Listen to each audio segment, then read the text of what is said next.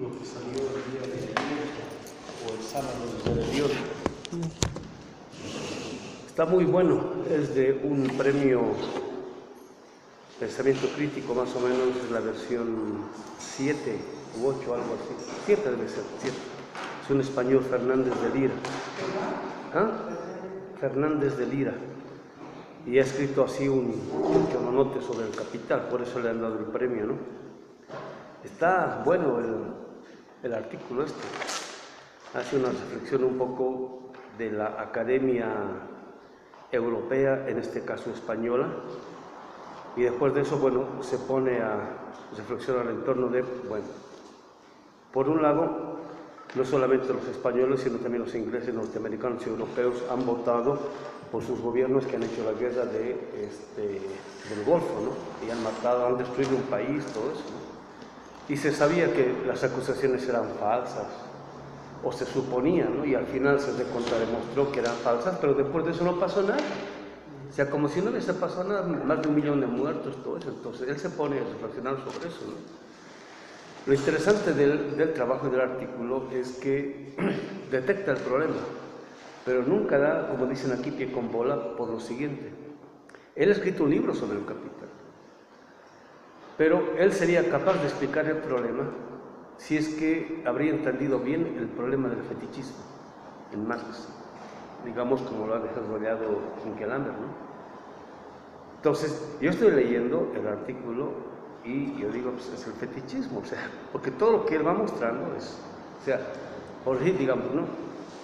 Es un poco lo que ponía el ejemplo del celular. Todos nos sentimos felices utilizando el celular, pero nadie sabe ni nos cuestionamos sobre qué es aquello que está presupuesto en el celular. Y él dice, bueno, es millones de vidas casi esclavizadas y niños, países destruidos, ¿no? Trabajo infantil casi esclavizado, pues es lo que está presupuesto ahí, ¿no? En los metales que se emplean en el celular, ¿no?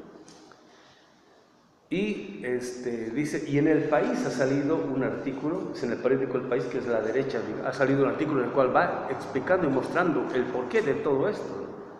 Pero leemos y no nos hacemos ningún problema, dice, ¿no? Se pone a pensar, pues, ¿por qué al respecto de todo eso? ¿Por qué está pensando? Y el problema es el fetichismo, el encubrimiento, pues. O sea, el capitalismo necesita encubrir todo eso. Y lo logra en la medida en que no nos interesa saber qué es aquello que está presupuesto en la mercancía, ¿no? Digamos, el tipo de relación social, el tipo de explotación, todo eso. Y es el problema del fetichismo, o sea, y no es un problema de la economía, es un problema de la racionalidad moderna. Eso es un poco lo que decimos ahora, ¿no? Tal es así que todos, ¿cómo se llama?, nos sentimos tranquilos, felices, con todas estas mercancías que llegan al mercado chorreando sangre, ¿no? Y es más, cumplimos con los 10 mandamientos. Vamos a la iglesia, nos persinamos bien, hasta damos limosna, ayudamos al pobre, por decir, y podemos dormir tranquilos en la noche, ¿no? Y él hace alusión al pecado estructural de Hinkelammer, pero se nota que ha leído un poquito nomás, porque si hubiese trabajado bien el tema, lo habría explicado muy bien, ¿no? Entonces, a ver si pueden agarrar el artículo, está muy bueno al respecto. No, en Rebelión. En Rebelión está el artículo y ahí está la remisión a las distintas fuentes, ¿no?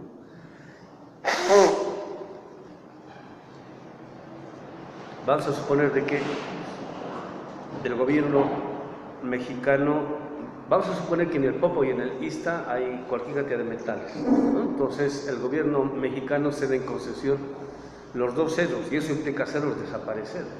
Y al principio, pero digamos en la medida en que llegase el dinero, todo eso, no nos daríamos ningún problema, ¿no? Ese es el problema, ¿no? Si destruyeran todo Chiapas, por decir, toda la selva, y ahí abajo hay, ¿cómo se llama?, petróleo, por decir, ¿no? Al principio, no, ¿cómo?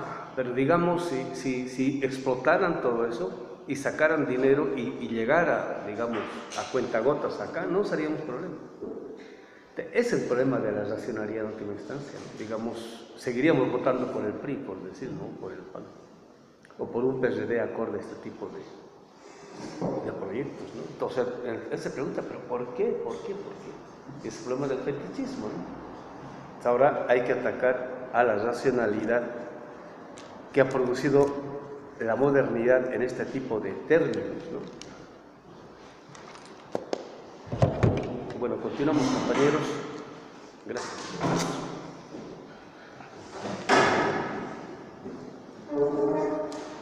Este tipo de trabajos nos permite entender de que vamos por buen camino, ¿no? Y él no es cualquiera, ¿no? Si usted lee el trabajo, se va a dar cuenta que es un tipo comprometido,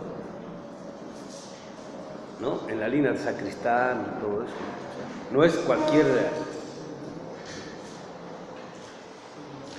filosofito, por decirlo, ¿no? Es un tipo comprometido, y además él muestra cómo es que desde el 2002 más o menos su artículo le han empezado a rechazar, y él porque supuestamente no era de buena calidad, es de buena calidad el texto, ¿no? Solamente que la academia utiliza ese tipo de argumentos para sacar de la discusión o de la difusión este tipo de textos denunciantes, por decirlo.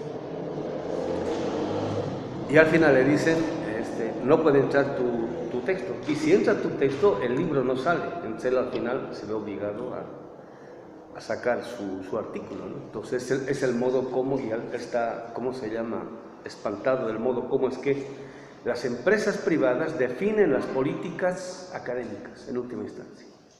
Y lo que está pasando, es un poco lo que digo, ¿no? Toda forma de producción se reproduce si es que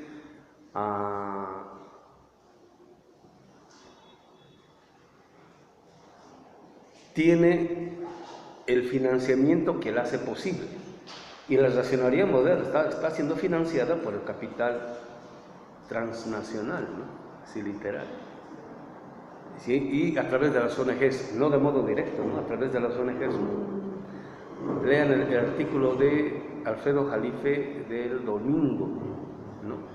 Y él muestra cómo es que el capital nacional, transnacional, a través de George Soros, bueno, no es directamente George Soros, ¿no? Sino que es cualquier cantidad de ONGs, ¿no? Que apoyan a instituciones, entre comillas, académicas que producen pensamiento y un sentido común, ¿no? Entonces reciben cualquier cantidad de dinero, ¿no? Pero cualquier cantidad de dinero. Entonces, el capital transnacional tiene esa posibilidad, en cambio nosotros no tenemos esa posibilidad, ¿no? Pero así también ha surgido la modernidad, ¿no? Digamos, contra viento y marea, por decir. Entonces nosotros igual. O sea, no hay que ser ingenuo pensando en que un George Soros o un mecenas va a aparecer y nos va a financiar, ¿no? Entonces, los fundadores, digamos, del pensamiento moderno, desde Descartes un poquito atrás, han batallado, en el caso de Galileo, esa gente durísimo, en contra de toda una tradición. Bueno, seguimos en el problema de la producción. Yo he estado pensando ahora el siguiente tema y el problema que va a guiar estas reflexiones en el siguiente sentido. Ustedes saben, Marx empieza los Grundrisse, la redacción, con el problema de la producción. Ya hemos visto que está muy bueno, ¿no? Pero en general, lo que dice la tradición es que Marx escribe la introducción y después de la introducción empieza con el dinero, ¿no? Pero en la introducción está empezando con la producción. Y estamos viendo que eso es clave y capital, ¿no? Fatal, ¿no? Entonces, la hipótesis que voy a manejar es la siguiente. En la reflexión metodológica ustedes van a ver, ¿no? Marx está describiendo el método de la economía política clásica. No está describiendo su método. Entonces, ahí cuando lleguemos al problema del método, vamos a ver. Entonces dice, todos los economistas dicen que está de moda empezar el problema por la producción, ¿no? En este caso por lo general, ¿no? O por un todo, en este caso por la totalidad. Y de ahí, por abstracciones, llegar a determinaciones simples. Y después de ello, ¿no? A partir de esta determinación simple, hacer una reconstrucción del todo, ¿no? Ahora, esto sería lo concreto, que sería la totalidad. Esta sería la totalidad presupuestal y esta sería la totalidad ya producto del pensamiento, ¿no? Entonces, pero empieza por acá, ¿no? Y aquí el problema de la producción, habíamos visto, es la producción del individuo. El individuo sería una determinación singular, ¿no? Pero de acuerdo al modo como es que está tematizando en torno de la economía política clásica, y es la crítica que va a ser a un proudhoniano, Darimon, ¿no? Que es socialista, es Darimon. Está haciendo la crítica al socialismo francés. O sea, nosotros diríamos, estamos haciendo la crítica al socialismo o al marxismo europeo o eurocéntrico. ¿Sí se entiende la analogía? Entonces ellos llegan a la determinación más simple, que sería el dinero, ¿no? Entonces, una vez, y nosotros habíamos visto que la determinación a la cual llega Marx es el individuo, ¿no? Entonces, después de ello dice, bueno, ahora de lo que se trata es de elevarse de esta determinación simple, así lo voy a poner, determinación simple, hasta que la totalidad concreta, que ya no va a ser la producción, sino va a ser, digamos, el problema del tomo 3 del Capital, ¿no?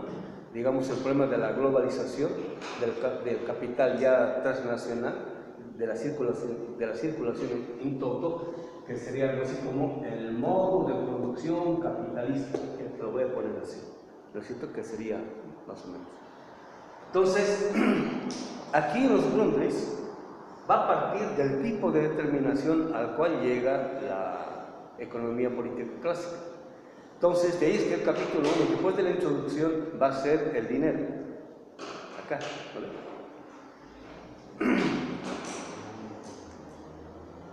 Y en la contribución a la crítica de la economía política de 1859, cuando leamos la reflexión metodológica, vamos a leer paralelamente el prólogo de la contribución, ¿no? Porque son reflexiones metodológicas ambas, hay ahí también, ¿no? Entonces, ya no va a empezar del dinero, sino que va a empezar de la mercancía. De ahí va a ir al dinero, y se llamaba, la contribución trataba del capital, pero no va a llegar al capital todavía, ¿no? En ese capítulo se va a quedar colgando. Y en el capital ya va a empezar esto, ya directamente de la mercancía, ¿no?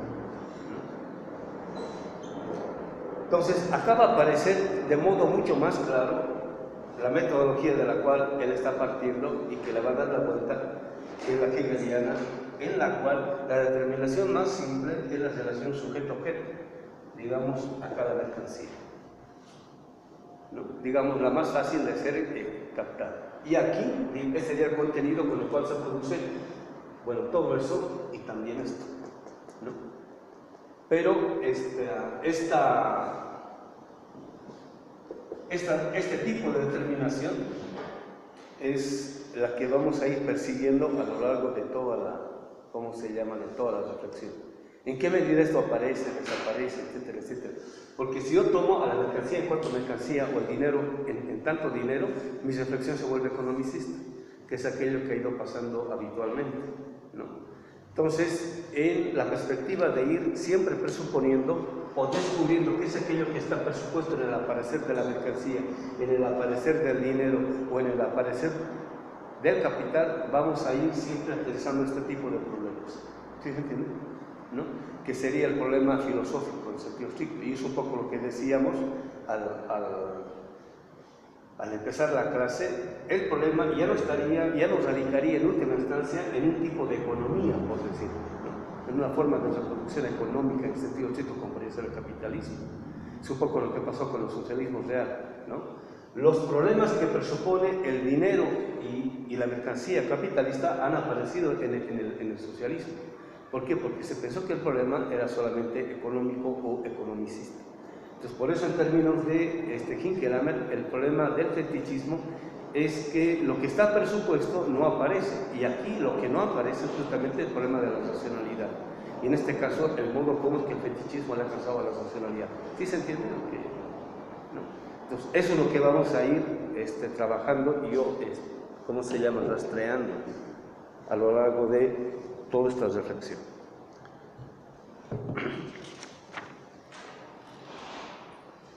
Nos habíamos quedado en la 35 del libro de Dussel, en el segundo párrafo,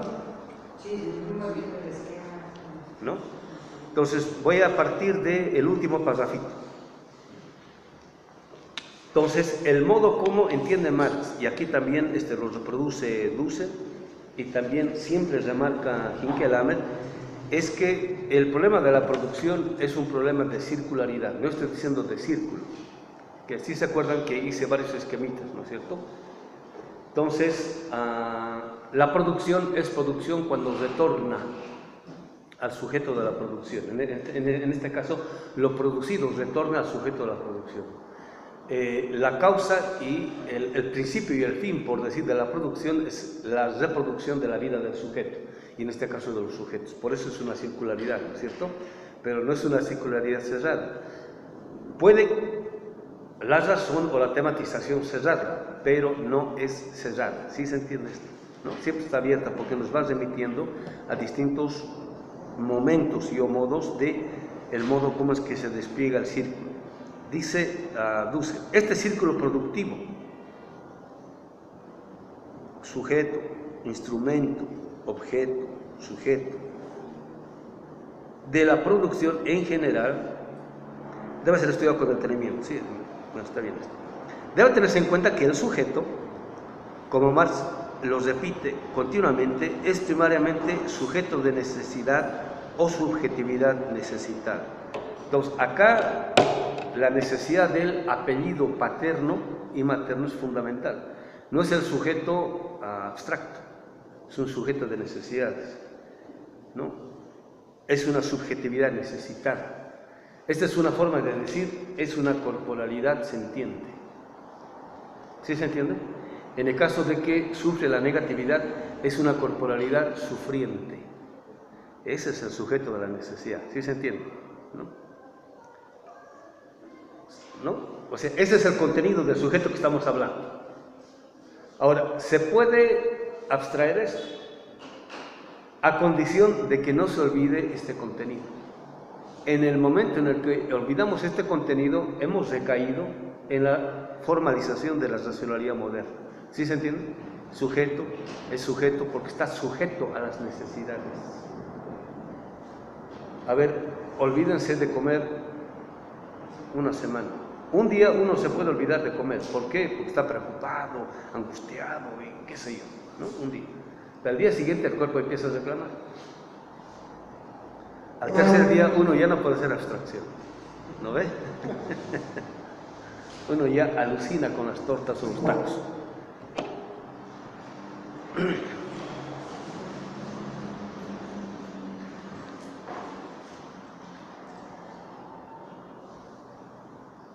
Solo, un poco más abajo, en el caso de que el objeto natural satisfactor no esté a la mano, habrá que producirlo. Hay, ¿cómo se llama?, objetos naturales satisfactores en la naturaleza, sí, pero digamos para muy pocos sujetos, ¿no? O sea, digamos a zonas en las cuales es de muy difícil acceso y donde hay, digamos, producción natural. Hagan de cuenta papaya, plátano, ¿no? Y está ahí, vas y te tomas, ¿no? Pero digamos, no es lo normal, ¿no? Lo normal es que eso está lejos, entonces hay que producirlo. El sujeto necesidad, entonces está con razón, con mucha razón, Dussel, que le pone un guiacito como para decir, está unido. El sujeto es sujeto necesidad. El sujeto necesidad se transforma así en sujeto productor, ¿no? Entonces, la respuesta a la necesidad es la producción. Entonces, un sujeto necesitado, aunque de hecho no lo sea, en potencia es productor. Y es sujeto en la medida en que realiza su ser sujeto en la producción, cuando es capaz de reproducir a su subjetividad o la materialidad de su subjetividad. ¿Se entiende esto? ¿No? Es un poco lo que decía, ¿no? El sujeto empieza a ser objeto cuando no es capaz de producir y reproducir la satisfacción de las necesidades. Entonces está obligado a esto, a extender la mano. Ya no es sujeto, ¿sí se entiende? Aunque en potencia sí lo sea. ¿Sí se entiende? ¿No? Entonces, en el óptimo sentido de la palabra, el sujeto es sujeto cuando es capaz de ser productor. Hay que crear, hay que producir, ¿no?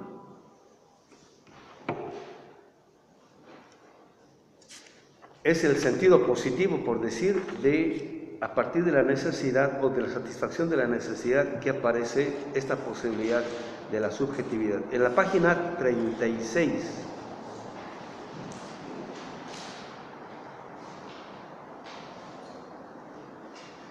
el tercer párrafo, el círculo de la necesidad funda el círculo de la producción. Entonces, lo que necesita la subjetividad, por ello es que, hablar de un sujeto completamente autónoma e independiente es una abstracción en el mal sentido de la palabra, ¿no? Porque el sujeto es sujeto porque para reproducir su subjetividad necesita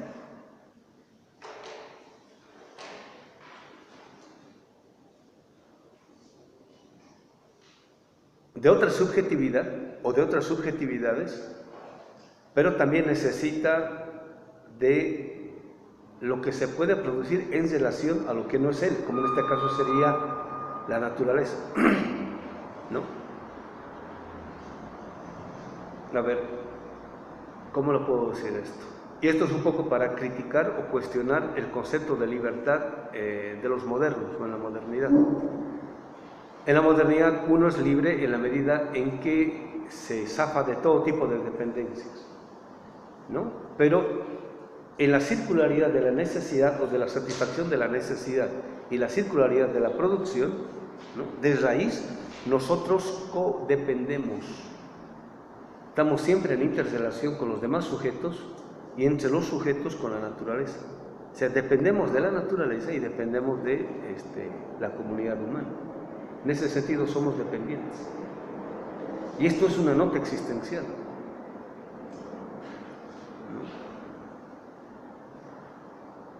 Y la libertad ahí no se define en términos de que yo me independice de ellos, porque no se puede. No se puede, es más, no se debe, porque eso deviene en un autismo y al final, imagínense que yo me independice de la naturaleza, o sea, fuera del planeta Tierra, me muero. ¿No ves?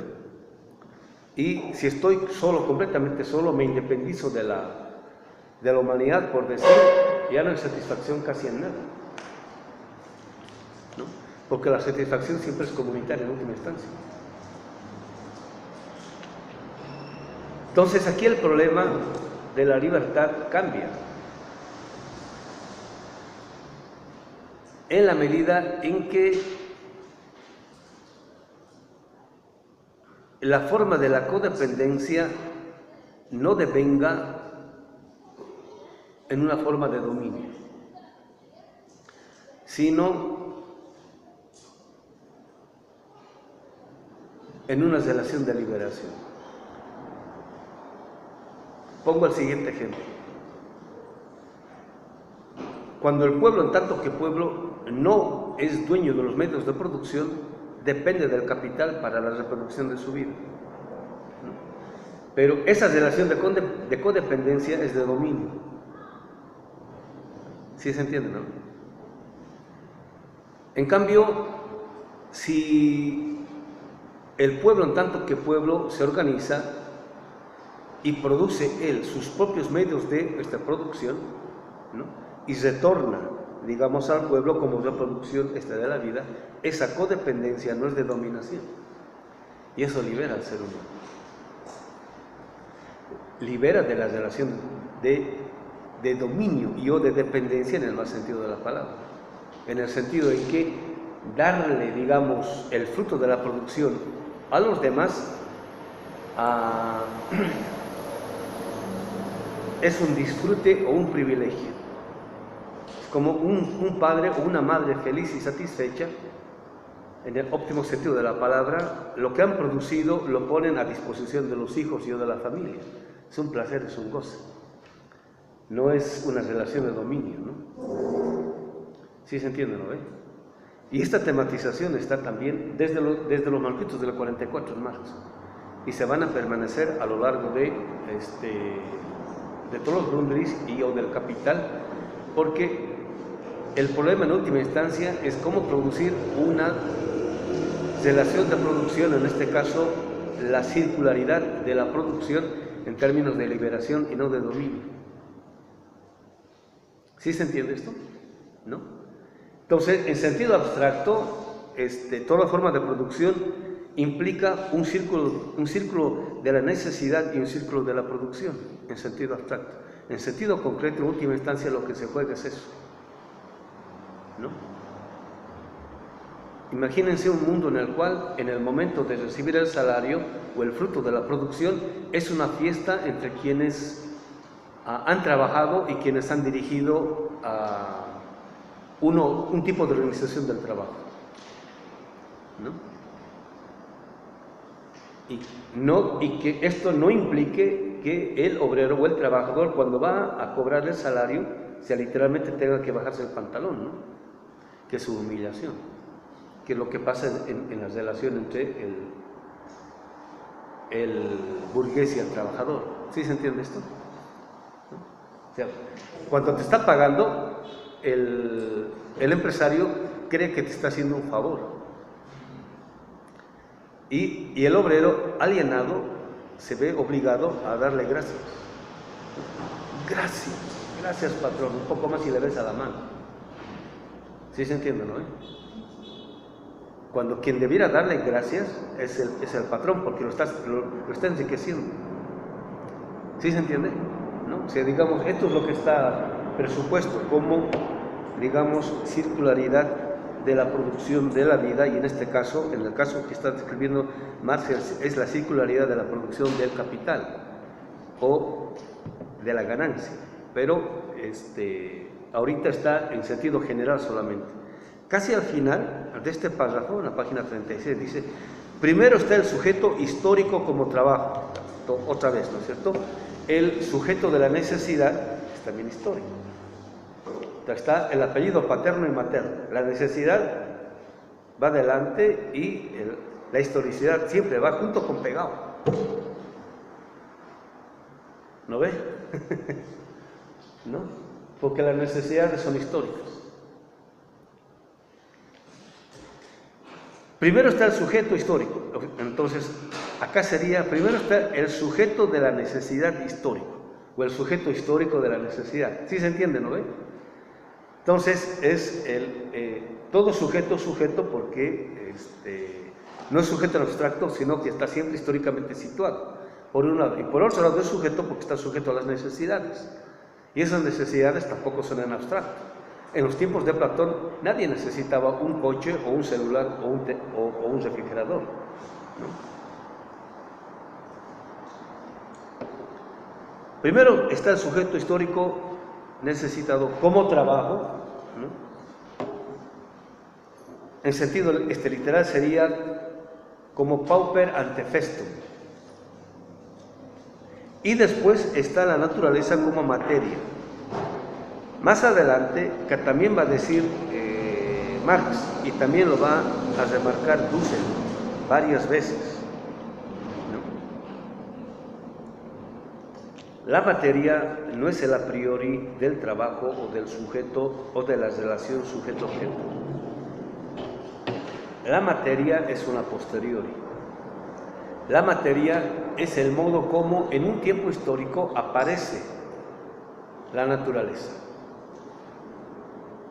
O sea, es un producto de un tipo de relación, ¿no? Y esto implica un tiempo histórico en el cual a la naturaleza se la concibe como objeto, que es una forma de decir es materia. ¿Sí se entiende? O sea, no se parte de la materia, se parte de la relación con la naturaleza. Y por situación histórica, entonces ella puede aparecer como materia, pero ese es un resultado, no es un a priori. Entonces, partir de la materia, más adelante lo dice Dussel, lo dice Hinkelhammer, lo dice Marx, es un a priorismo ingenuo, ¿no? Es pensar que toda cultura y civilización se han relacionado con la naturaleza en términos de materia. ¿Sí se entiende? ¿No? Entonces, digamos, todo el continente americano estaría fuera de la historia, porque nunca se han relacionado con la naturaleza en términos de materia. ¿Sí se entiende, no? Ese es un a priorismo generalizante. En la página 37 dice, este es el concepto del materialismo histórico o productivo.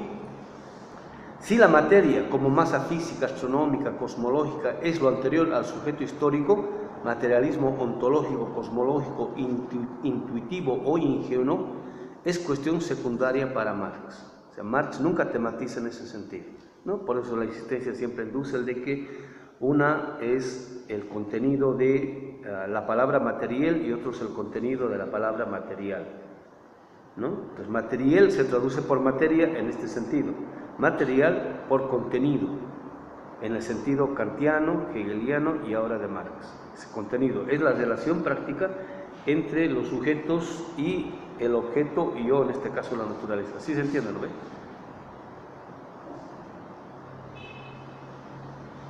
Y fuera de su discurso científico, ya que son postulaciones filosóficas en el más sentido de la palabra y del que Marx nunca se ocupó en su discurso científico central, fundamental, teórico, que tiene hoy para América Latina un sentido político apremiante.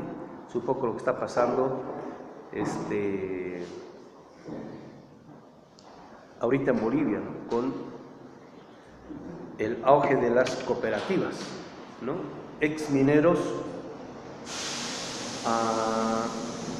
que antes tenían una relación, digamos, proletaria o marxista o socialista, digamos, con la producción, se han aburguesado. Ahora tienen una relación burguesa, digamos, con la producción, ¿no? Entonces quieren que el Estado ampare el desarrollo capitalista de las cooperativas, ¿no? Y están, digamos, en alto grado de relación contaminante con bueno, supuestamente que las cooperativas no tienen una capacidad de producción tan grande como las empresas, ¿no? Entonces, por eso no se les puede exigir a las cooperativas lo que se les exige a las empresas, por ejemplo, respecto a la ecología, ¿no? Entonces, las cooperativas quieren seguir exportando de modo más intenso, como si fuesen empresas, pero quiere que el Estado les trate como si fuesen cooperativas. ¿Sí se entiende?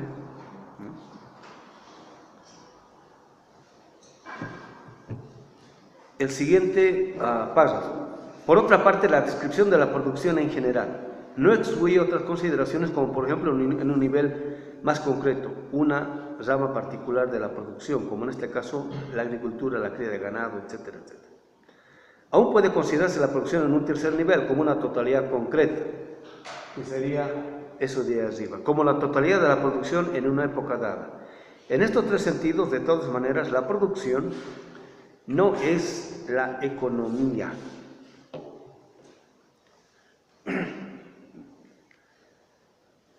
porque el problema en sentido estricto y en el modo como está tematizando Marx no es la reproducción de la ganancia solamente, es la reproducción de una forma de vida, en el caso de la economía política clásica, de un país o nación, ¿no? Entonces ahí el título de el libro de Adam Smith, el de la riqueza de las naciones, ¿no? Entonces, en primera instancia, y por eso la economía política en principio se llamaba economía nacional, no se llamaba economía política. De hecho, como aparece en alemán, es Nationalökonomie, economía nacional, ¿no? Porque el problema era cómo es que se podía reproducir la economía, en este caso, la riqueza de un pueblo, país o nación. En el pasaje de la economía política clásica a la neoclásica, la economía política deja de ser la tematización de la producción y reproducción de un pueblo, país o nación para convertirse en la producción y reproducción solamente de la ganancia. Por eso, en principio, este tipo de tematización no es única y exclusivamente económica, ¿sí se entiende? Porque tiene que ver con la reproducción o la producción de la forma de vida en concreto, en primera instancia, de un país y una nación. En Marx va a ser de la humanidad en cuanto a humanidad, que es el proceso de universalización. ¿Sí se entiende esto, compañeros? ¿No? Por eso es que la tematización de Marx respecto a la economía política clásica es privilegiada en el sentido de que permite un tratamiento en general de la producción y no específicamente de la producción económica o la reproducción económica. Sin embargo, Marx va a ver la transición, que es la transición de Adam Smith a David Ricardo. En David Ricardo ya existe esa tendencia a transición. ¿Sí se entiende esto? Va a ver eso, cómo se está autonomizando y está empezando a separarse de problemas nacionales, por decir, para convertirse en una reflexión solamente económica, en perspectiva solamente capitalista y o burguesa. ¿Sí se entiende esto, no? Seguimos.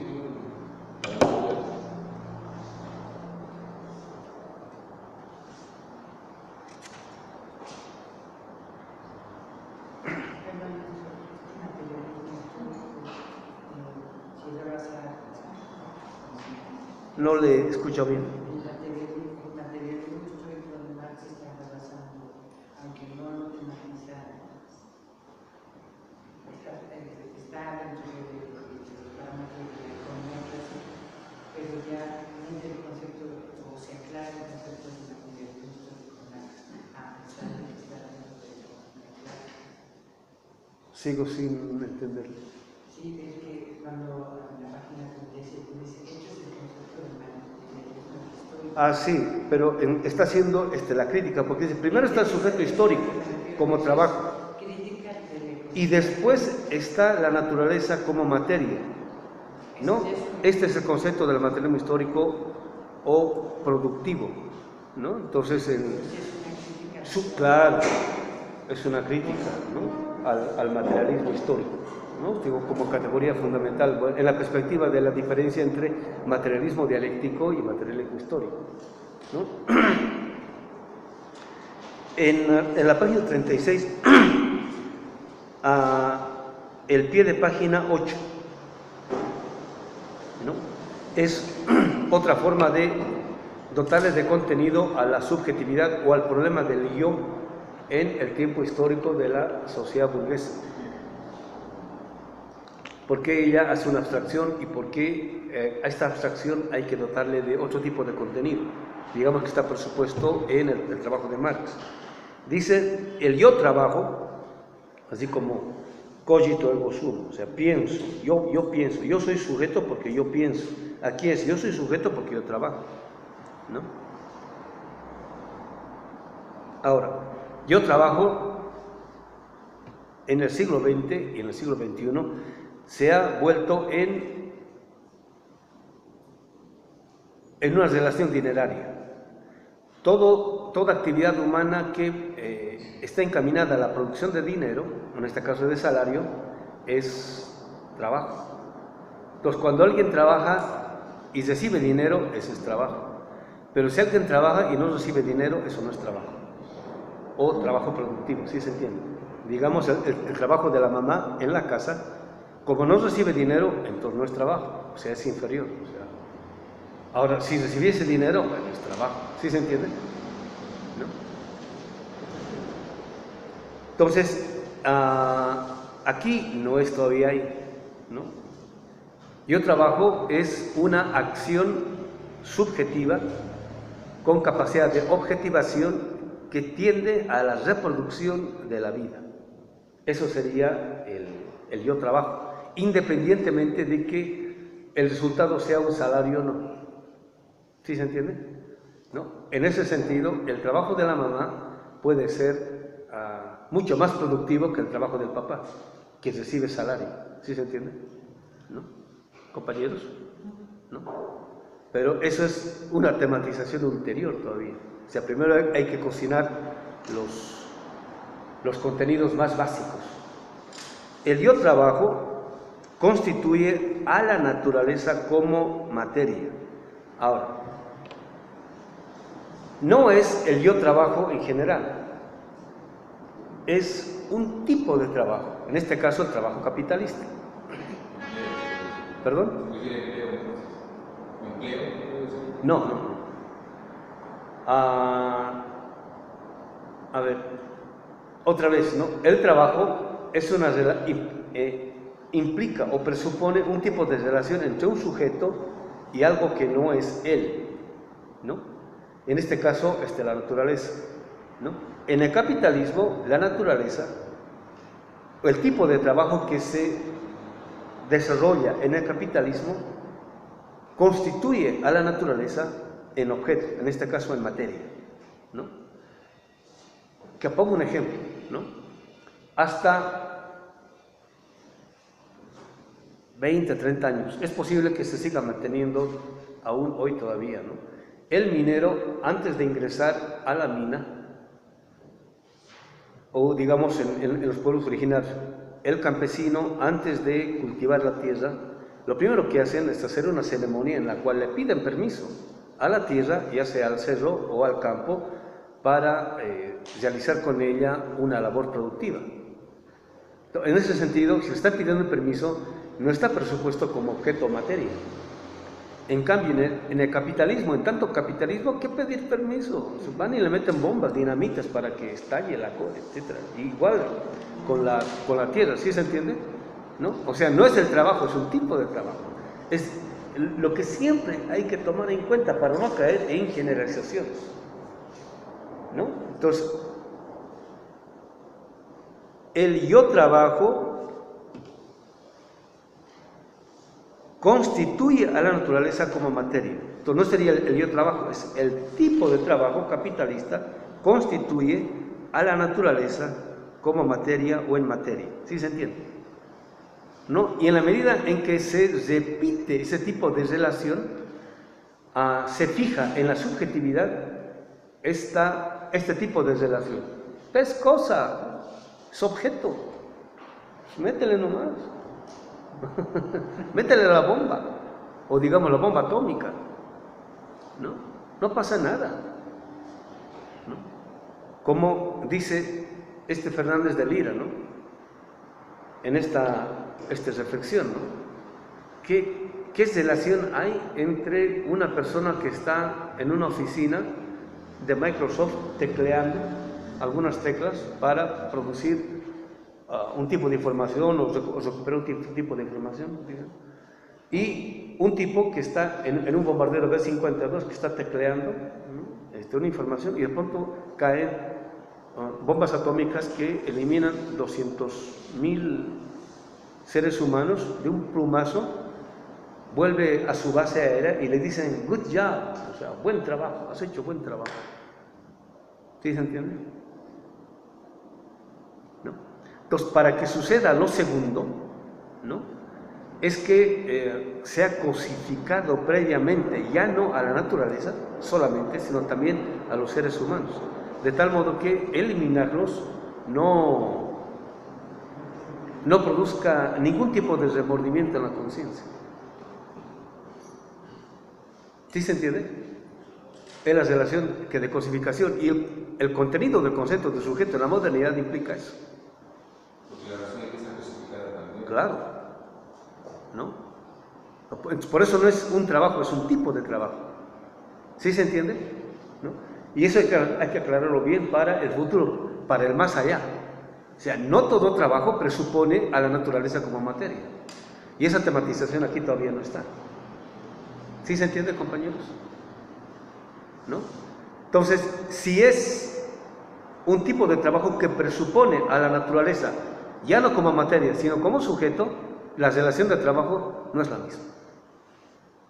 Y el producto de ese trabajo tampoco es el mismo. ¿Sí se entiende?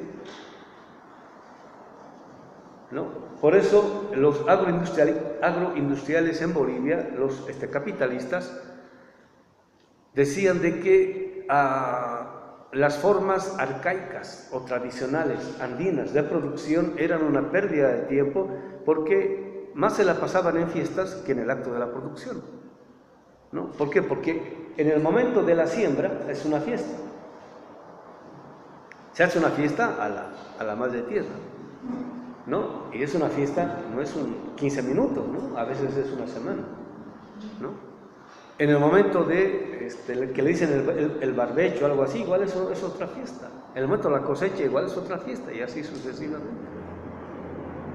Es una celebración de la vida de la naturaleza, pero también de la vida que ha sido capaz de producir ese tipo de relación.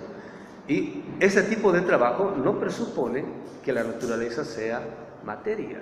¿Sí se entiende? ¿Compañeros? ¿No ven? Y eso aquí no está, ¿no ven? Es que tampoco aparecía la tematización. ¿Cuántas veces he leído esto? Y ahora que estaba preparando la clase, recién ahí tengo, ¿no? Recién se me ha iluminado, por decir, pero antes no se me había iluminado. Yo también pensaba, sí, pues, por supuesto, constituye como materia capitalismo, ¿sí? Pero en el más allá, ¿sí? ¿Sí se entiende, compañeros? Sigo.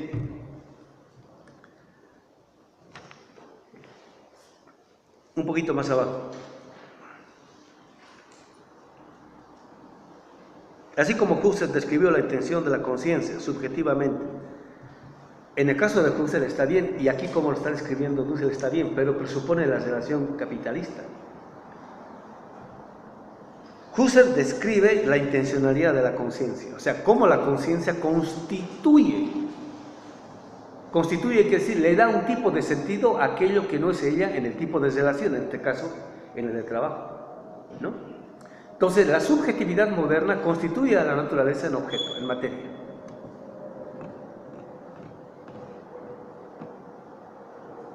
Se me acaba de iluminar. En la modernidad, gracias a la ciencia natural, la subjetividad moderna constituye a la naturaleza en materia, en este caso en cosa que se comporta según leyes. Que se comporta según leyes quiere decir, ellas son independientes del ser humano. No tiene nada que ver con el ser humano. O sea, hay una total indiferencia. Pero no es que la naturaleza sea eso, sino que por la ciencia natural, en la modernidad, el ser humano constituye así a la naturaleza, como inmisericordia. Ahora, ¿esto quiere decir que la naturaleza es inmisericordia? O sea, ella se comporta de tiempos inmemoriales de acuerdo a sus propias leyes, independientemente de lo que sea el ser humano. Eso no tiene absolutamente nada que ver con la concepción que de naturaleza han producido los pueblos originarios. En la concepción que los pueblos originarios han producido es que la naturaleza, porque es madre, es misericordia. Esto quiere decir que sus leyes, el ser humano las puede modificar y transformar. ¿Qué les parece? ¿Sí se entendió esto que estoy diciendo, compañero? O sea, esto que dice Husserl está bien dicho y está, ¿cómo se llama? Retrotrayendo a Dussel en la línea de, ¿cómo se llama? Husserl. en el siguiente sentido, esto vuelvo a decir así. Así como Husserl describió la intención o la intencionalidad de la conciencia subjetivamente como acto constituyente, noesis, ¿no? ¿Se acuerdan este experimento de este científico japonés que pone las muestras de agua, ¿no? Entonces, con la palabra, a una muestra de agua, son 4 muestras de agua, a una le dice, tú eres bella, hermosa, etcétera, a otra le dice, tú eres horrible, fea, ¿no? A otra la indiferencia, a otra algo así, ¿no? Entonces, después de ello, hace una, ¿cómo se llama? Una lectura de el tipo de constitución, del modo como están los átomos en el agua, ¿no? A la que le dijo, tú eres bella, hermosa, todo este tipo de cosas, mostraba figuras bien bonitas, bien lindas. A la que le dijo, tú eres fea, cochina, etcétera, etcétera, figuras bien feas. A la indiferente, bueno, con indiferencia, ¿no? Fíjense, con la palabra está constituyendo, está modificando, digamos, el orden molecular del agua. Esto pasa, digamos, con el agua. Imagínense con la naturaleza, imagínense con los seres humanos. Tú eres inferior, tú eres feo, tú eres tarado, flojo, pero así, digamos, todo el tiempo, ¿no? O sea, durante 500 años. ¿Sí se entiende?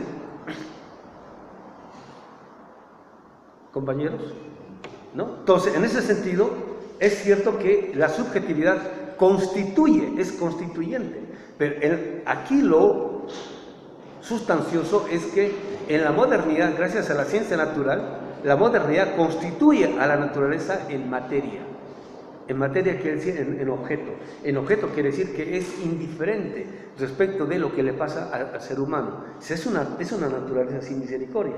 En cambio, en los pueblos originarios, la intencionalidad de la subjetividad respecto de la naturaleza por eso es madre. La madre por antonomasia no es sin misericordia respecto de los hijos. En ese sentido, ¿no es cierto? Ya hay varios testimonios en África, en el sur del África, en la cual la gente puede hacer llover. Y en regiones en las cuales hace muchos años que no llovía. Se pueden modificar las leyes de la naturaleza, a condición de que no la concibas como objeto. ¿Sí se entiende, compañeros? Y sigue funcionando esta relacionalidad de, ¿cómo se llama?, de constitución. En este caso, de lo que sea la naturaleza con la intencionalidad de la conciencia. Yo tengo una duda. En una ocasión comentábamos también acerca del comportamiento de la naturaleza, ¿no?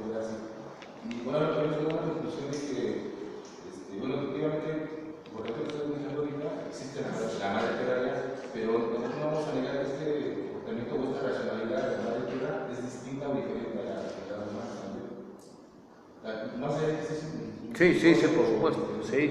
Pero sí, Sí.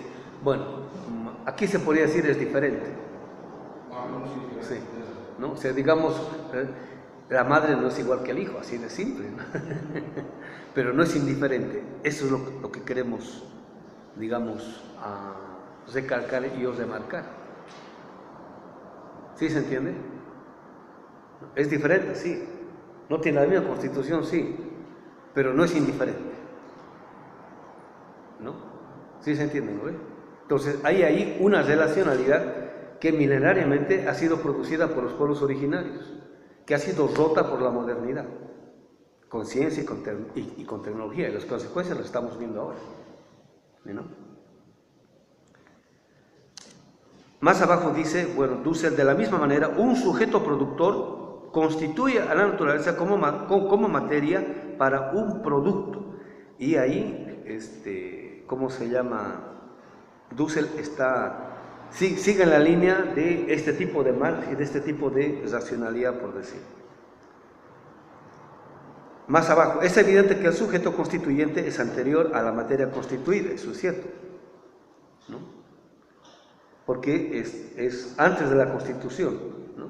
Antes de la Constitución quiere decir antes de determinarla como tal, ¿no? O sea, digamos, desde la modernidad, tú eres objeto, tú eres objeto, tú eres objeto, tú eres objeto, tú eres objeto, tú eres objeto, tú eres objeto. Eso es constituirla. Imagínense, ¿no? 5 hijos y un papá se ponen de acuerdo y deciden constituirla en objeto a la madre y a la esposa, ¿no? Están de acuerdo y le dicen, ¿no?, a la mamá, tú eres objeto, tú eres objeto, tú eres objeto, tú eres todos los días, tú eres objeto, tú eres objeto, tú eres objeto. Al final, ¿en qué va a devenir eso? Después de 500 años. ¿Sí se entiende, no? Que la están constituyendo y o desconstituyendo a su vez. En este caso, bueno, está haciendo la crítica al materialismo histórico y dialéctico. Constantino no tendría la razón. La relación no es conciencia-naturaleza, sino sujeto de trabajo, naturaleza trabajada. Entonces, conciencia-naturaleza ya es una abstracción de la abstracción. Sujeto de trabajo es el modo constituidor de un tipo de relación con algo que ya está en proceso de constitución, una naturaleza trabajada. Sigo. Por otra parte, Marx se ríe explícitamente de la materia staliniana y dice, ¿no?, por lo demás, esta naturaleza anterior a la historia humana no es la naturaleza en que vive Feuerbach, dice, y nosotros agregaríamos Constantino, sino una naturaleza que fuera tal vez de unas cuantas islas coralíferas australianas de reciente formación. No existe ya hoy en parte alguna, no existe tampoco, por tanto, para Feuerbach, ¿no? En el sentido de que el planeta ya ha sido afectado por el tipo de relación de producción y de trabajo que ha entablado el capitalismo durante estos 500 años, ¿no? Hace años que leía un estudio a propósito de los violines de este gran constructor de violines, Stradivarius, ¿no? Que los japoneses querían hacer réplicas exactas y todo tipo de tecnología han utilizado para hacer réplicas exactas, ¿no? Entonces, bueno, aparte de la técnica de la construcción, a la conclusión a la cual llegaron es la siguiente. El tipo de madera empleado por este señor Stradivarius en la construcción de los violines, la naturaleza ya no los va a producir más, porque presuponían un tipo de naturaleza en la cual no había el tipo de contaminación que hay hoy, ¿no? Y son maderas centenarias, ¿no?, de hace siglos y siglos, ¿no?, que se han desarrollado de modo natural, en el óptimo sentido de la palabra, ¿no? Pero desde las guerras napoleónicas y especialmente la Primera y la Segunda Guerra Mundial, por el tipo de contaminación que se han producido, las maderas que se están produciendo ahora, que están creciendo ahora, nunca van a tener la calidad de ese tipo de maderas. O sea, ya ha sido afectada en ese sentido, ¿no? ¿Sí se entiende, no ve? Entonces, y por eso ya no van a ver, bueno, ni esos pianos, ni esos violines, ni esas guitarras, etcétera, etcétera, ¿no? Aparte de las técnicas de construcción que eran, digamos, un secreto muy bien guardado. Más abajo dice, lo que interesa es la naturaleza posterior al ser humano. ¿Cómo? Como materia de trabajo, ¿sí?, en el sentido en el cual está desarrollando este tipo de reflexión. Ahora me salto a la página 38.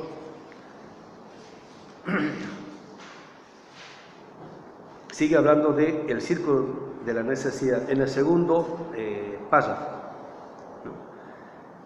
En este sentido, como se verá después, el valor de uso es el portador material del valor de cambio.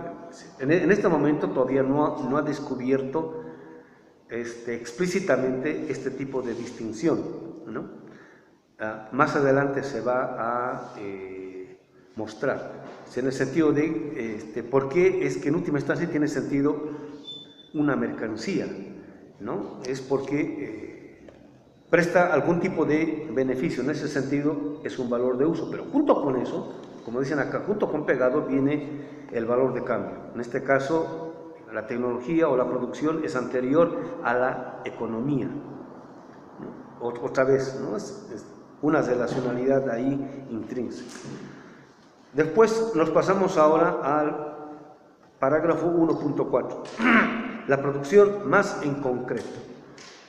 La producción más en concreto. Entonces, siempre hagan este ejercicio, tengan esto muy en cuenta en el siguiente sentido. En el caso de Hegel y de Marx, las determinaciones más simples, cuanto más simple es una determinación, es más abstracta.